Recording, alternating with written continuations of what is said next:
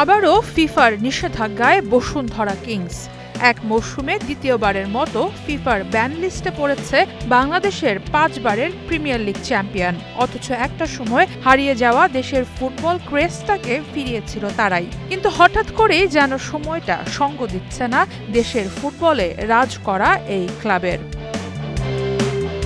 মৌসুমের শুরুতেই কিংসের সাবেক রোমানিয়ান কোচ ভ্যালেরি তিতে প্রাপ্য পারিশ্রমিক না পাওয়ায় ফিফায় অভিযোগ করেছিলেন। সেই তদন্তের প্রেক্ষিতে 27 আগস্ট কিংসের ওপর দলবদলে খেলোয়াড় নিবন্ধনের উপর প্রথম নিষেধাজ্ঞা আনে ফিফা।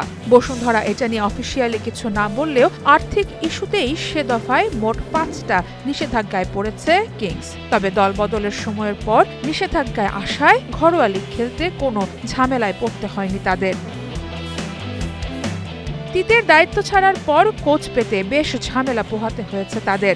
এএফসি চ্যালেঞ্জ লিগের প্লে অফ খেলার আগে ব্রাজিলিয়ান কোচ সার্জিও ফারিয়াসের কিংসে যোগ দেওয়ার কথা ছিল, কিন্তু হঠাৎ করেই এই কোচ দায়িত্ব নিয়ে নেন অন্য এক ক্লাবের।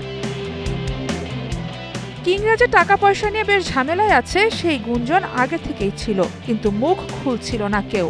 শেষ পর্যন্ত বিষয়টা প্রকাশ্যে আসে তারিক কাজীর দল ছাড়ার ঘোষণায়। সামাজিক যোগাযোগ মাধ্যমে কিংসের প্রতি সম্মান রেখেই তারিক জানান, গত 1 বছরে তিনি ক্লাবের কাছ থেকে নির্ধারিত সময়ে কোনো টাকা পাননি।